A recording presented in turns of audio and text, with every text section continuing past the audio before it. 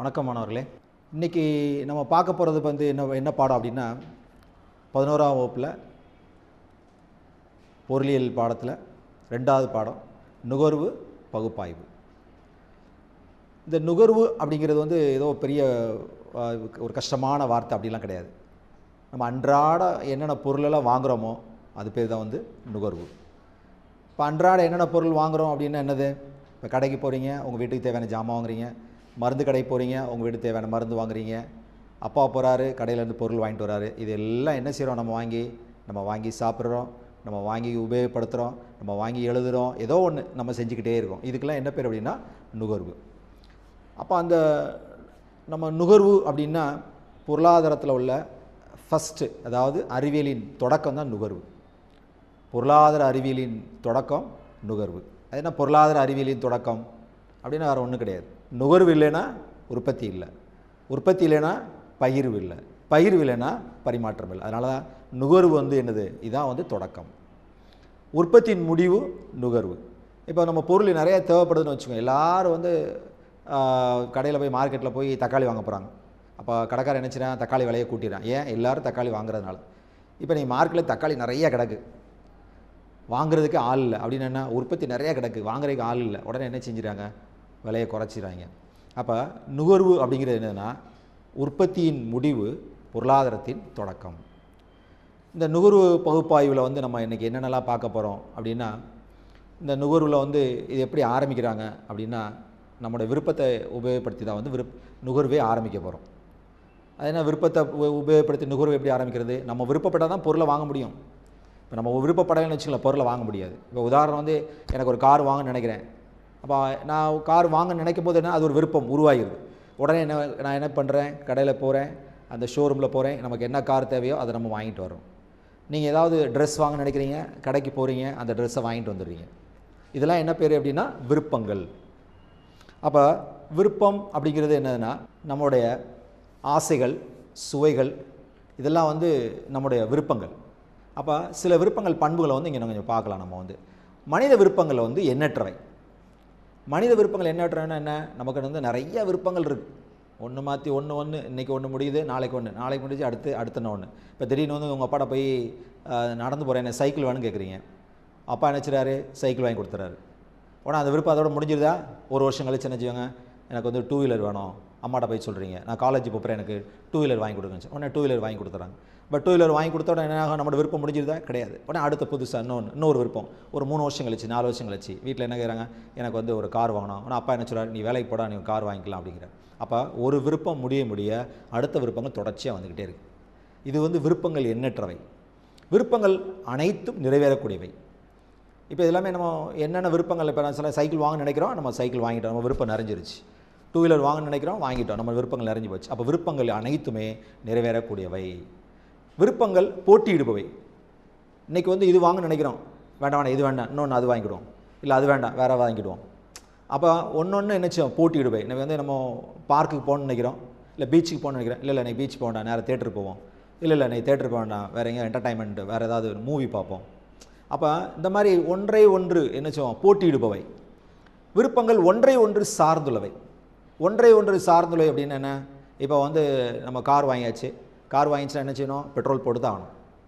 அப்போ கார் மட்டும் வாங்கியாச்சு, கார் நிப்பாட்டியிருக்கோம், அப்போ பெட்ரோல் போடணும்ல. அப்போ இது ஒரு விருப்பம், அது ஒரு விருப்பம். அப்போ 2 விருப்பம் சேர்ந்தால் தான் நினச்சோங்க நம்மளோட திருப்தி வந்து நமக்கு கிடைக்கும். விருப்பங்கள் ஒன்றை ஒன்று சார்ந்துள்ளவை. விருப்பங்கள் மாற்றுப் பொருளால் நிறைவு செய்யக்கூடியவை. விருப்பங்கள் மீண்டும் மீண்டும் தோன்றும் இயல்புடையவை.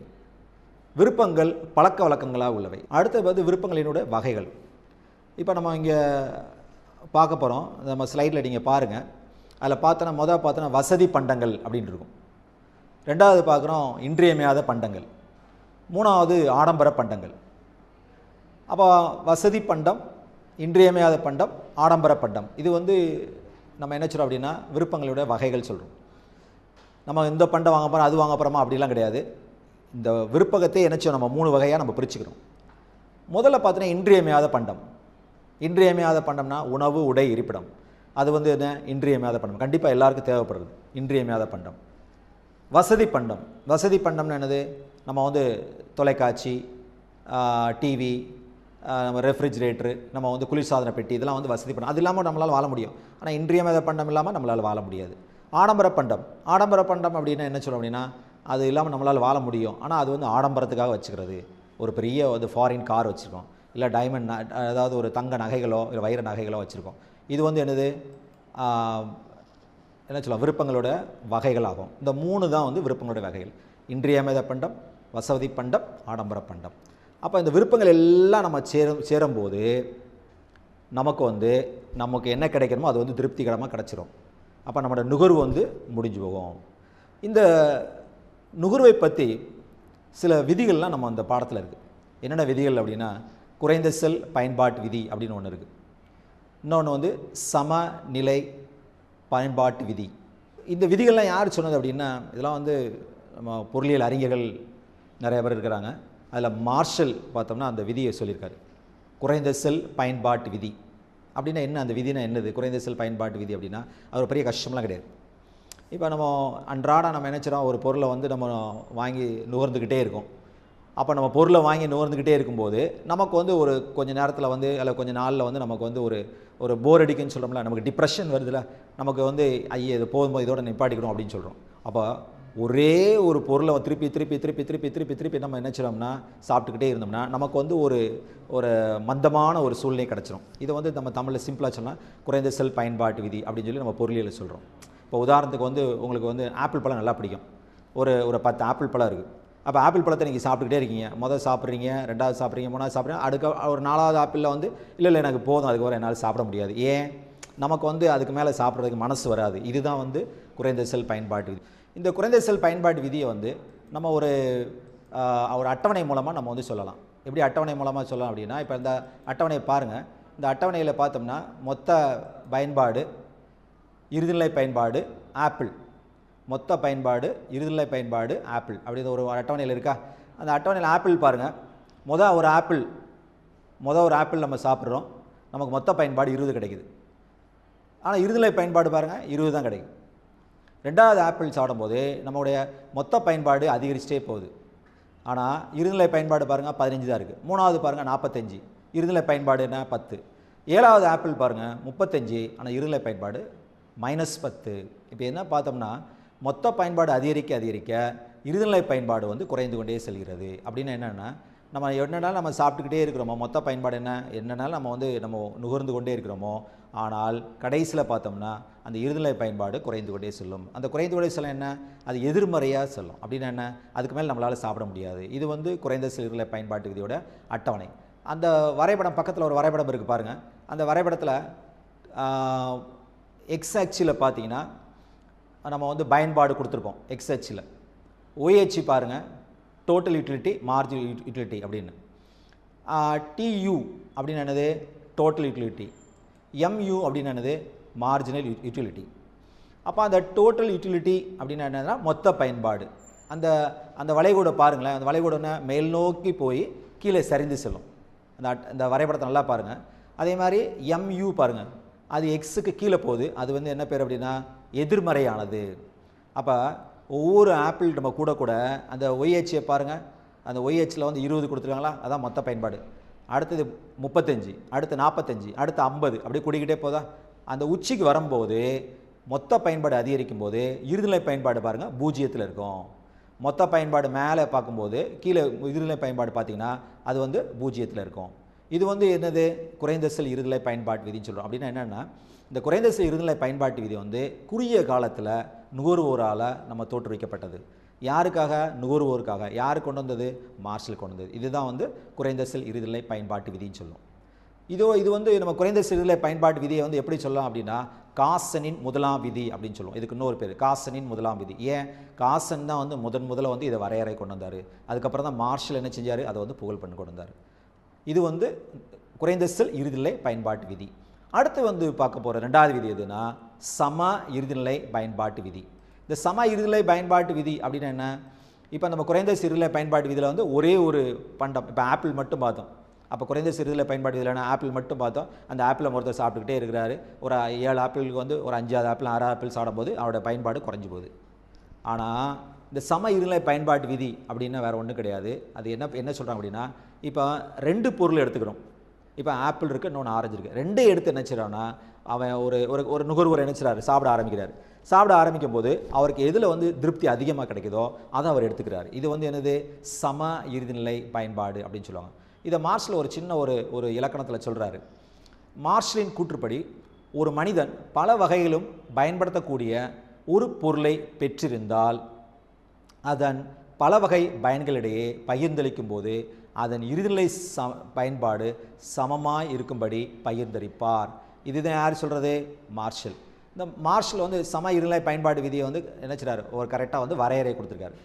இதுக்கு இன்னொரு பேர் உண்டு, எப்படின்னா பதிலீட்டு விதி அப்படின்னு ஒன்று உண்டு, நுகர்வோரின் சமநிலை விதி அப்படின்னு ஒன்று உண்டு, உச்ச மன நிறைவு தரும் விதி அப்படின்னு ஒன்று உண்டு, மற்றும் காசனின் இரண்டாம் விதி. இப்போ முதல் நம்ம பார்த்து வந்து குறைந்த இருநிலை பயன்பாட்டு விதி வந்து காசனின் முதலாம் விதி, இது காசனின் இரண்டாம் விதி அப்படின்னு சொல்லுவோம். இந்த காசனின் இரண்டாம் விதி வந்து பொதுவாக வந்து அந்த ஏற்கனவே நான் சொன்ன மாதிரி தான் 2 பண்டங்களுக்கு வந்து உபயோகப்படுத்துகிறோம். இப்போ நம்ம எடுத்துக்காட்டு ஏற்கனவே சொல்லுங்க, ஆப்பிள் ஆரஞ்சு ரெண்டே வந்து அவர் சாப்பிட்றாரு. அவருக்கு வந்து எந்த சமநிலையில் இருக்குது அப்படின்னா ஒரு சின்ன ஒரு சமன்பாடு இருக்குது, MUA வகுத்தல் P of A is equal to MU of O divided by P of O is equal to K. இது வந்து யார் சொல்கிறது அப்படின்னா மார்ஷல் சொல்கிறாரு. அப்போ அவரோட சமநிலை எப்படி இருக்கும் அப்படின்னு சொல்லிட்டு, இப்போ நம்ம உதாரணத்துக்கு சிம்பிளாக நான் சொல்ல போனோம்னா, நல்ல விளக்கத்தோடு சொன்னோம்னா, இப்போ ஒரு ஆப்பிள் வச்சுருக்காரு, ஒரு ஆரஞ்சு வச்சுருக்காரு. இப்போ வந்து ஆப்பிள் வந்து அவர் கையில் ஒரு 10 ரூபா இருக்குது, அதை வச்சு என்ன பண்ணுறாரு, அந்த 10 ரூபாய்க்கு வந்து ஆப்பிள் வாங்கி சாப்பிட்றாரு. அப்போ வந்து ஆப்பிள் வாங்குறாரு, 2வது ஆப்பிள் வாங்குறாரு, 3வது ஆப்பிள் வாங்கிட்டே இருக்கிறாரு. அவருடைய மொத்த பயன்பாடை நம்ம பார்க்குறோம். இப்போ ஒரு அட்டவணையை நான் போடுறேன், அந்த அட்டவணையை நீங்கள் பாருங்கள். அதில் பார்த்தோம்னா இந்த அட்டவணையில் பார்த்தோம்னா ஆப்பிளோட மொத்த பயன்பாடு பாருங்கள். மொத்த பயன்பாடு வரிசையாக 25, 45 அப்படி வரிசையாக கூடிக்கிட்டே போகுது பாருங்கள். இறுதிநிலை பயன்பாடு பாருங்கள் குறைஞ்சிக்கிட்டே போகும், 25, 20, 18, 15. ஏன் குறையுது, நான் ஏற்கனவே சொல்லியிருக்கேன் வந்து மொத்த பயன்பாடு அதிகரிக்க அதிகரிக்க இறுதிநிலை பயன்பாடு குறைந்து கொண்டே செல்லும். ஏற்கனவே நம்ம இந்த குறைந்த செல் இறுதிநிலை பயன்பாடு விதியில் பார்த்தோம்னா அதே தான் இது வந்து. இப்போ அடுத்து புதுசாக என்ன செய்கிறார், ஆரஞ்சு பழத்தை எடுக்கிறார், அதே வாங்கி சாப்பிட்டு பார்க்குறாரு. இப்போ ஆரஞ்சு பழம் சாப்பிடும்போது சாப்பிடும்போது வந்து அவருக்கு 30 பயன்பாடு கிடைக்குது. ரெண்டாவது வந்து 41, 49 அப்போ கூடிக்கிட்டே போகுது. இறுதிநிலை பயன்பாடு பாருங்கள், அவர் கிடைக்கும் போது வந்து 30, ஆனால் அங்கே ஆப்பிள் பழம் சாப்பிடும்போது 25 தான் கிடைக்குது. இந்த அட்டவணை நல்லா பாருங்கள், 30, 11, 8, 5, 4 அப்படியே என்ன செய்யுது, குறைஞ்சிக்கிட்டே போகுது. 2 பொருளுக்கு மொத்த பயன்பாடு பார்க்கும்போது ஆரஞ்சு பழத்தில் அதிகமாக இருக்குது, இறுதிநிலை பயன்பாடு பார்க்கும்போது ஆரஞ்சு பழத்தில் அதிகமாக இருக்குது. அதனால் அவர் என்ன பண்ணுறாரு, ஆரஞ்சு பழத்தை வந்து வாங்கி சாப்பிட்றாரு. இது வந்து ஒவ்வொரு பழமாக சாப்பிட்டு பார்த்து அதனுடைய பயன்பாடு தெரிஞ்சுக்கிறது. இதுதான் சம இறுதிநிலை பயன்பாட்டு விதின்னு சொல்கிறோம். வரைபடம் போட்டிருக்கேன், அதை பாருங்கள் நீங்கள் வந்து வரைபடத்தில் வந்து 2 வரைபடமாக இருக்கா, ஒன்று வந்து ஆப்பிள், இன்னொன்று வந்து ஆரஞ்சு. இந்த ஆப்பிளோட ஆரஞ்சு 2 வரைபடத்தையும் பாருங்கள். 2 வந்து அந்த கோடு எப்படி இருக்குது, கீழ் நோக்கி சரிந்து செல்லுது. இது இறுதிநிலை பயன்பாடு, மார்ஜ் யூட்டிலிட்டி அந்த லைன் அந்த கர்வ் எப்படி இருக்குது, கீழ் நோக்கி சரிந்து செல்லுது. ஆனால் 2வது வரைபடத்தில் ஆரஞ்சு பார்த்தீங்கன்னா ஆப்பிளோட ஆரஞ்சு வந்து கொஞ்சம் கூட இருக்கிறனால அந்த இதை நம்ம மேலே அந்த கோடு பாருங்கள், 2 கோடு ஒன்று போல் இருக்கும், அதுக்கு மேலே கொஞ்சம் இருக்கிறது பார்த்தீங்களா. அதனால் வந்து அவர் என்ன பண்ணுறாரு, ஆரஞ்சு பழத்தை வந்து அதிகமாக வந்து நுகர்ந்துக்கிறாரு. இதுதான் வந்து சம இறுதிநிலை பயன்பாட்டு விதின்னு சொல்லுவோம். இது வந்து நுகர்வோரில் ரொம்ப முக்கியமான ஒரு விதி. அடுத்தது வந்து நம்ம பார்க்க போகிற வந்து நுகர்வோர் உபரி. இது எல்லாமே யார் சொன்னால் இல்லைன்னா மார்ஷலோட கருத்துக்கள் தான். குறைந்த செல் இறுதிநிலை பயன்பாட்டு விதி, சம இறுதிநிலை பயன்பாட்டு விதி, நுகர்வோர் உபரி எல்லாம் மார்ஷலோட கருத்துக்கள் தான். இப்போ அடுத்து பார்க்க போகிறது வந்து நுகர்வோர் உபரி. இப்போ நுகர்வோர் உபரி அப்படின்னா என்னென்னா, நம்ம ஒன்றும் கஷ்டம்லாம் கிடையாது, ஏன்னா பேர் பெருசாக இருக்கா அப்படின்லாம் கிடையாது. அதுக்கு வந்து மார்ஷல் வந்து ஒரு இலக்கணம் ஒன்று கொடுத்துருக்காரு. ஒரு பொருளை வாங்க முடிவு செய்து கொடுக்க நினைக்கும் விலைக்கும் உண்மையான விலைக்கும் உள்ள வேறுபாடை நுகர்வோர் எச்சம். ஒரு பொருளை வாங்காமல் இருப்பதை விட வாங்குவதே மேல் என்று முடிவு செய்து தகு விலைக்கும் உண்மை விலைக்கும் உள்ள வேறுபாடு தான். இதுதான் வந்து நுகர்வோர் உபரி அல்லது நுகர்வோர் எச்சம் அப்படின்னு பேர். இல்லை இதை இன்னொரு வகையில் நம்ம சொல்லலாம். என்ன சொல்லலாம், நுகர்வோர் எச்சத்துக்கு வந்து தகு விலை மைனஸ் உண்மை விலை அப்படின்னு நம்ம சொல்லலாம். இல்லைனா மொத்த பயன்பாடு மைனஸ் மொத்த செலவு அப்படின்னு சொல்லலாம். இல்லைனா TU minus P into Q. இதெல்லாமே நீங்கள் அந்த நம்ம ஸ்லைடில் பாருங்கள், அதில் தெரியும். இதெல்லாம் வந்து நுகர்வோர் உபரிக்குள்ள சின்ன ஒரு என்ன சொல்லலாம், ஒரு உதாரணங்கள் அப்படின்னு சொல்லலாம். இந்த நுகர்வோர் உபரியை வந்து ஒரு அட்டவணை மூலமாக வந்து இப்போ நம்ம விளக்கலாம். இப்போ நம்ம பொருளியல் ஏற்கனவே சொல்லியிருக்கோம், எல்லா நம்ம விதிகளுக்கும் அட்டவணை உண்டு, வரைபடம் உண்டு. கொஞ்சம் ரொம்ப கவனமாக வந்து நம்ம அட்டவணை போடணும். அட்டவணை போடுறது வந்து ரொம்ப சிம்பிள், லேசாக நீங்கள் வந்து அதை எப்படி போடுறதுன்னு போட்டாலும் அதே நம்பர் தான் போடணும் கிடையாது. இப்போ நான் போட்டிருக்கேன் வந்து 6, 5, 4, 3, 2, 1 அப்படின்னா நீங்கள் வந்து 10, 10, 9, 8 எப்படினாலும் போட்டுக்கலாம். இப்போ அந்த ஒரு அட்டவணை பாருங்கள், நுகர்வோர் உபரி. பண்டங்களின் எண்ணிக்கை ஆப்பிள் 5. அந்த அட்டவணையில் 2வது காலம் பாருங்கள், தகுவிலை. அடுத்தது பாருங்கள், உண்மை விலை. அடுத்து பார்த்தீங்கன்னா நுகர்வோர் எச்சம். இப்போ கொடுக்க தயாரான விலை அப்படின்னா தகுவிலை. இப்போ கடைக்கு போகிறாரு, 6 ரூபா அப்படின்ட்டு போகிறாரு. ஆனால் இந்த பொருளோட விலை வந்து 2 ரூபா தான். ஆப்பிளோட விலை வந்து 2 ரூபா தான். அவருக்கு வந்து 4 ரூபா கிடைக்குது. இன்னொருத்தர் போகிறாரு, அதே மாதிரி 5 ரூபான்னு நினச்சிட்டு போகிறாரு. அந்த உண்மையான விலை வந்து 2 ரூபா தான், 3 ரூபா. நுகர்வோர் எச்சம். அப்போ கொடுக்க விலைக்கும் நிலை, அதாவது தகுவிலை, உண்மை விலை ரெண்டே நம்ம கழிச்சிட்டோம்னா 6 - 2 4, 5 - 2 3, 4 - 2 2. அப்போ நுகர்வோர் எச்சம் பாருங்கள், அப்படியே கொஞ்சம் கொஞ்சமாக வந்து அவர் நினச்சிறாரு, விலையை குறைச்சிக்கிட்டே போகிறாரு. அதேமாதிரி நுகர்வோர் எச்சமும் குறைஞ்சிக்கிட்டே வருது. இதுதான் வந்து நுகர்வோர் உபரியோடைய அட்டவணை. இது ஒரு வரைபடத்து மூலமாக நம்ம வந்து எக்ஸ்பிளைன் பண்ணலாம். எப்படி பண்ணலாம்? அந்த வரைபடத்தை நீங்கள் பாருங்கள். இந்த டோட்டல் யூட்டிலிட்டி, நமக்கு வந்து டோட்டல் யூட்டிலிட்டி இங்கே கிடையாது. அந்த வளைகோடு இருக்குது பார்த்தீங்களா, அந்த வளைகோடு கீழ் நோக்கி செல்லுதா, அந்த வளைகோடுக்கு மேலே பாருங்கள் நுகர்வோர் எச்சம்னு ஒரு பாக்ஸில் போட்டிருப்போம். அப்படின்னா என்னென்னா, அந்த ஒய் அச்சில் டிக்கும் ஈக்கும் இடையில் உள்ளது வந்து நுகர்வோர் எச்சம். அப்படின்னா என்ன, டி அப்படிங்கிறது வந்து உண்மையான விலை, இ அப்படிங்கிறது வந்து தகுவிலை. ரெண்டுக்குள்ள வித்தியாசம் தான் என்னது வந்து நுகர்வோர் எச்சம் சொல்லுவாங்க. அதான் தகுவிலை மைனஸ் உண்மை விலை. அதுதான் வந்து என்ன சொல்லுவோம், நுகர்வோர் உபரின்னு சொல்லுவோம். இந்த நுகர்வோர் உபரியை பொதுவாக வந்து எல்லா நுகர்வோரும் நமக்கு கிடைக்கணும் அப்படின்னு நினச்சி தான் வந்து எல்லாரும் என்ன செய்கிறாங்க, நம்ம கொஞ்சமாவது அது அந்த நுகர்வோர் உபரி என்ன செய்கிறாங்க, அந்த எக்ஸ்ட்ரா வர பணத்தை வேறு ஏதாவது பொருளை செலவழிச்சுக்காங்க. இதுதான் வந்து நுகர்வோர் உபரி. அப்போ இந்த 3 விதியுமே, இந்த 3 எதெல்லாம், குறைந்த இறுதிநிலை பயன்பாடு விதி, சம இறுதிநிலை பயன்பாடு விதி, அதே மாதிரி நுகர்வோர் உபரி, இந்த 3மே வந்து நுகர்வோர் சம்மந்தப்பட்டது. அப்படின்னா நுகர்வோர் பொருளை வந்து வாங்குகிற அளவுக்குள்ள சக்தி திருப்தியை கொடுக்குறதா வந்து இந்த 3 விதிகள் உள்ளது. அடுத்து நம்ம பார்க்க போகிறது வந்து ரொம்ப முக்கியமானது பார்த்தோன்னா தேவை விதி. இந்த தேவை விதி அப்படின்னா நம்ம பொருளியலை படிக்கினாலே தேவை விதி கண்டிப்பாக படித்தே ஆகணும். பொருளாதாரத்தில் வந்து தேவை அளிப்பு இந்த 2 வந்து ரொம்ப முக்கியமானது. பொருளாதாரம்னா உலக பொருளாதாரத்திலே தேவையும் அளிப்பு ரொம்ப முக்கியமானது. ஏன் அப்படி சொல்கிறோம் அப்படின்னா, எல்லா நாடுகளும் வந்து இந்த தேவையை வந்து என்ன சொல்லுவாங்க, தேவையை அடிப்படையாக வச்சு தான் வந்து நாடே வளர்ந்துக்கிட்டு வருது. இப்போ உதாரணத்துக்கு நம்ம எடுத்துக்கிடுவோம், இந்தியாவில் தேவை அதிகரிக்க என்ன தேவை அதிகரிக்கும், நம்ம சாப்பிட்றக்கூடிய பொருள் வாங்க போகிறோம், அரிசி போகிறோம், கடைக்கு போகிறோம், அரிசி வாங்க போகிறோம். அப்போ எல்லாருமே அரிசி வாங்கும் போது அதனோட தேவை அதிகரிச்சிருது.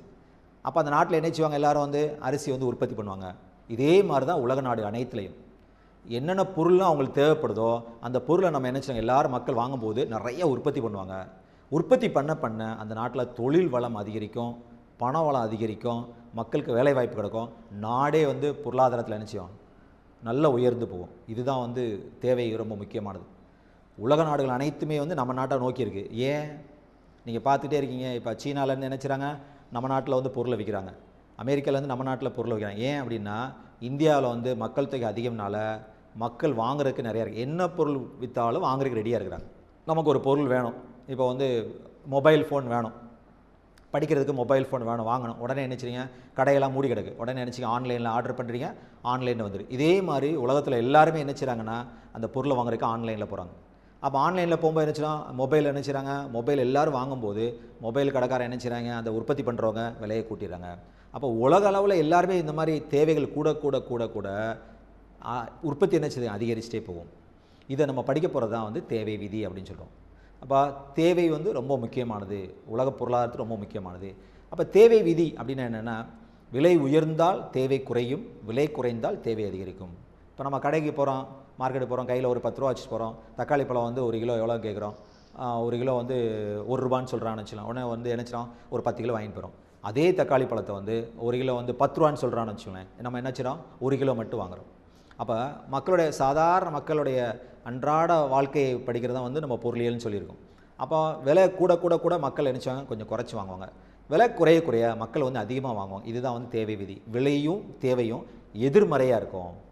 இப்போ அதோட சின்ன ஒரு விளக்கத்தோடு சொல்லலாம். தேவை என்பது ஒரு பொருளை வாங்குவதற்காக விருப்பம், வாங்கும் சக்தி, வாங்கிட வேண்டும் என்ற முடிவை குறிப்பதாகும். Demand is the function of price அப்படின்னு. இந்த ஸ்லைடை பாருங்கள், உங்களுக்கு தெரியும் தேவைன்னா என்னன்னு. இது ஒரு ஃபெர்குசன் அப்படிங்கிறவர் வந்து ஒரு இலக்கணம் கொடுத்துருக்காரு. விலையும் தேவையும் எதிர்க்கணிய தொடர்பு கொண்டுள்ளவை. இப்போ ஏற்கனவே நம்ம பார்த்த மாதிரி தான், விலை கூடினால் தேவை குறையும், விலை குறைந்தால் தேவை கூடும் அப்படின்னு சொல்லி நம்ம பார்த்துருக்கோம். இது வந்து தேவை விதியோட முக்கியமான என்ன செய்வாங்க, அது ஒரு முக்கியமான விளைவுகள். அது வந்து இதுக்கு வந்து சின்ன ஒரு எடுகோள்கள்லாம் வச்சுக்கலாம். இந்த தேவை விதிக்கு வந்து எடுகோள்கள்லாம் உண்டு. எப்படின்னா என்ன, விலையில் மாற்றம் இருக்கக்கூடாது, வருமானத்தில் மாற்றம் இருக்கக்கூடாது, அது ஒரு சாதாரண நுகர்வோராக இருக்கணும். அதே மாதிரி இந்த தேவை எதுக்கு வந்து நம்ம அது உபயோகப்படும் அப்படின்னா, அத்தியாவசிய பொருள்களுக்கு தான் உபயோகப்படும், மற்றதுக்கெலாம் உபயோகப்படாது. அப்படின்னா என்ன, இந்த தேவை விதி வந்து அது வந்து தேவை விதிவிலக்குன்னு தனியாக இருக்குது, அது நம்ம தனியாக படிச்சலாம். சிலதுக்கு வந்து தேவை விதிவிலக்கு, இது வந்து தேவை. அப்போ தேவை விதிவிலக்குன்னா என்ன, விலை குறைந்தால் தேவை குறைய ஆரம்பிக்கும், அது வந்து தேவை விதிவிலக்கு. அது நம்ம பின்னாடி பார்க்கலாம். இப்போ பார்க்குறது வந்து தேவை விதி. இப்போ பின்னாடி ஒரு அட்டவணை வருங்க, அந்த அட்டவணையை பாருங்கள். அந்த அட்டவணையில் விலை 5, 4, 3, 2, 1, தேவை 1, 2, 3, 4, 5ன்னு போட்டிருப்போம். அப்போ முதல் காலத்தில் நினச்ச விலை, ரெண்டாவது காலத்தில் தேவை. அப்போ பாருங்கள், அதில் விலை குறைஞ்சிக்கிட்டே போதா. தக்காளி பழம் வந்து 5 ரூபா 1 கிலோ வாங்குறாரு, அதே இது வந்து விலை வந்து 1 ரூபா, அது 5 கிலோ வாங்குறாரு. அப்போ விலை குறைய குறைய தேவை என்ன செய்வாங்க, அதிகரிச்சிட்டே போகும். விலை கூட கூட தேவை குறைஞ்சிட்டே போகும். இதை வந்து நம்ம வந்து ஒரு வரைபடத்தில் நம்ம பார்க்கலாம். தேவைக்கோடு வரைபடத்தை பாருங்கள். அந்த தேவைக்கோடு வரைபடத்தில் அதில் XH பாருங்கள் தேவையின் அளவு, YH பாருங்கள் விலை. இப்போ நான் போட்ட அதை 5, 4, 3, 2, 1 விலை எல்லாத்தையும் நான் YH போட்டிருக்கோம், தேவை எல்லாத்தையும் XH போட்டிருக்கோம். இப்போ விலை 5 ரூபா இருக்கும்போது தேவை 1. அப்போ அந்த அதில் ஒவ்வொரு புள்ளியை வச்சுருக்கோமா, 5 புள்ளி வச்சுருக்கோமா, அந்த 5 புள்ளியை சேர்க்குறோம். சேர்த்தோடனே நமக்கு என்ன கிடைக்குது, டிடி அப்படின்னு சொல்லி நினச்சிடும். அது பேர் வந்து டிமாண்ட் கர்வ். தேவைக்கோடு கீழ் நோக்கி சரிந்து செல்லும். ஏன் தேவைக்கோடு கீழ் நோக்கி சரிந்து செல்லும் அப்படின்னா, விலை உயர உயர தேவை குறையும், விலை குறைய குறைய தேவை அதிகரிக்கும். ஆகையால் தேவைக்கோடு என்ன செய்யும், கீழ் நோக்கி சரிந்து செல்லும்.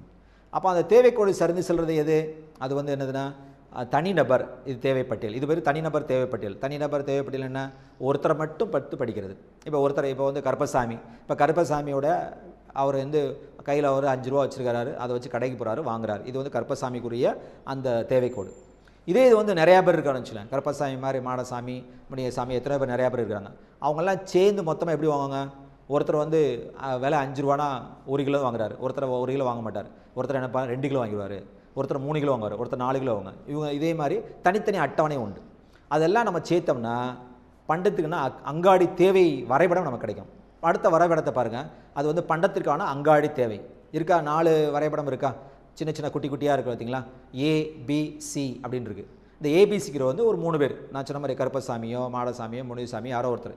அப்போ ஏ அப்படிங்கிறவர் ஒருத்தர், பி அப்படிங்கிற ஒருத்தர், சி ஒருத்தர்.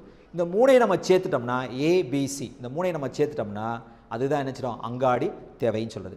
அங்காடி தேவையோட அதாவது தேவைக்கூடம் கீழ் நோக்கி சரிந்து செல்லும், இந்த தேவைக்கூடம் கீழ் நோக்கி சரிந்து செல்லும். அப்போ அந்த தேவைக்கோடு வந்து கீழ் நோக்கி சரிந்து செல்லுடைய முக்கியமான காரணம் என்ன அப்படின்னா, விலையும் தேவையும் எதிர்மறையாக கொண்டது. இதுதான் வந்து தேவை விதின்னு சொல்லுவாங்க. இந்த தேவை விதி பார்த்திங்கன்னா இன்றைக்கி அன்றாட வாழ்க்கையில் எல்லா நாட்டிலையும் எல்லா ஊர்களிலையும் இந்த தேவை விதி பயன்பட்டுக்கிட்டு இருக்குது. ஏன்னா அவங்களுக்கு தேவை விதி படிக்காமே கடையில் போய் சொல்லுவாங்க. கடையில் போய் கேட்குறீங்க, என்ன தக்காளி பழம் வந்து என்ன கிலோ வந்து நேற்று 10 ரூபா விற்றனைக்கு 20 ரூபா விற்கிற அப்படின்னா, இல்லைங்க அன்றைக்கி ரொம்ப டிமாண்டு, கல்யாண சீசன் அப்படிம்பாங்க. அவனுக்கு வந்து தேவைன்னு என்னன்னு தெரியாது. ஆனால் அவன் என்ன சொல்லுவான், இன்றைக்கி கல்யாண சீசனுக்கு அதனால் வந்து இன்றைக்கி விலை கூடிச்சு, டிமாண்டு கூடிச்சு. அவனே சொல்லுவான் டிமாண்டு, அவனுக்கு டிமாண்ட்னா என்னென்னு தெரியாது, பட் டிமாண்ட் கூடிச்சு அப்படின்னு சொல்லுவான். அப்போ கேஸ் சிலிண்டருக்கு ஃபோன் பண்ணுறீங்க, கேஸ் வரல அப்படின்னா அங்கேருந்து என்ன சொல்லுவாங்க ஆஃபீஸில் வந்து, இல்லைங்க ரொம்ப டிமாண்டாக இருக்குங்க, கேஸ் சிலிண்டர் கிடைக்காதுங்க அப்படின்னு சொல்லிடுவாங்க. அப்போ அதே மாதிரி மொபைல் ஃபோன் ஏதாவது உனக்கு வாங்க போகிறீங்க, கடையில் போய் கடை இல்லைங்க ரொம்ப டிமாண்ட், இந்த மொபைல் ஃபோனு ரொம்ப ஃபாஸ்ட் மூவிங்காக போகிறது, நிறையா வாங்குறாங்க, ஆனால் என்ன சொல்லுவாங்க ரொம்ப டிமாண்டாக இருக்குன்னு சொல்லுவாங்க. இப்போ எல்லோரும் உபயோகப்படுத்துகிற வார்த்தை வந்து டிமாண்ட், அதுதான் வந்து தேவைன்னு சொல்லுது. சரியா?